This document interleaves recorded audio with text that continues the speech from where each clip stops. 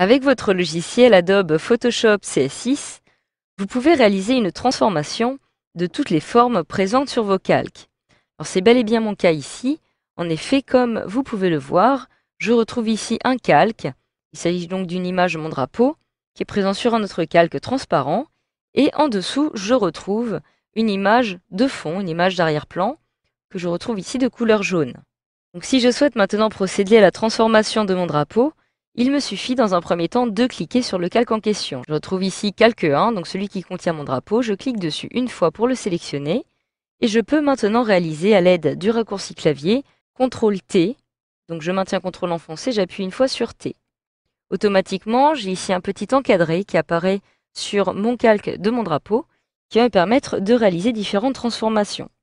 Alors en effet, comme vous pouvez le voir, tout en haut à droite, j'ai ici une petite icône, celle qui apparaît ici, qui va me permettre de réaliser les différentes transformations sur mon drapeau. Donc il me suffit de cliquer ici, et j'ai automatiquement, comme vous pouvez le voir, une petite grille qui apparaît sur mon drapeau, avec différents points qui la composent, qui vont donc me permettre de réaliser une transformation libre sur celui-ci. Alors avant cela, je vais dans un premier temps m'intéresser aux différents modes qui me sont proposés par défaut par mon logiciel, donc que je retrouve ici.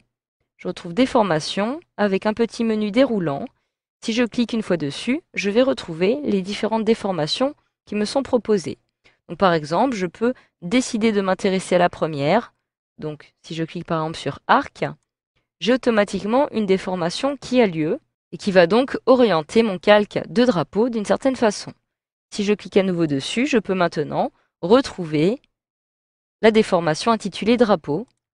Et lorsque je clique dessus, j'ai donc l'impression d'avoir un drapeau flottant dans l'air, comme vous pouvez le voir, donc cela peut être très intéressant. Je peux encore choisir un autre mode, donc par exemple celui-ci. Je retrouve dilatation. Et j'ai donc maintenant un aspect bombé qui est donné à mon drapeau, tant sur le côté gauche comme sur le côté droit.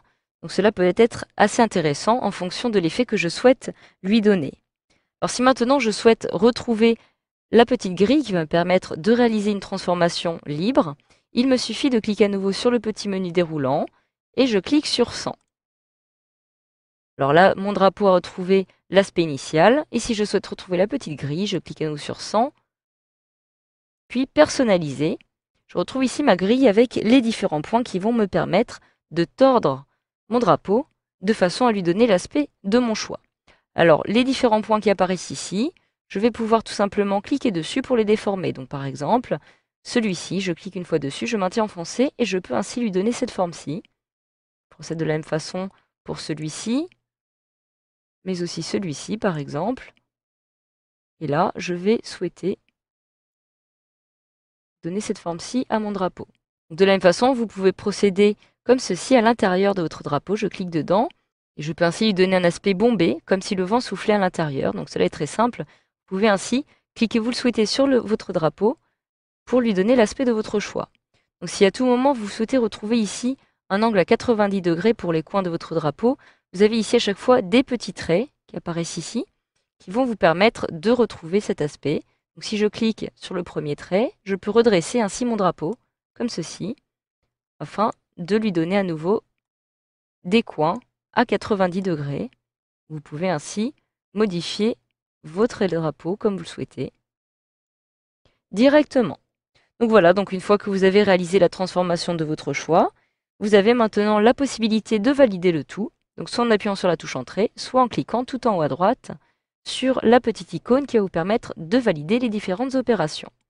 Je clique alors ici et j'ai donc mon drapeau qui a bel et bien été déformé. Voilà, grâce à cette formation, vous savez désormais comment utiliser l'outil de transformation libre proposé par Adobe Photoshop CS6.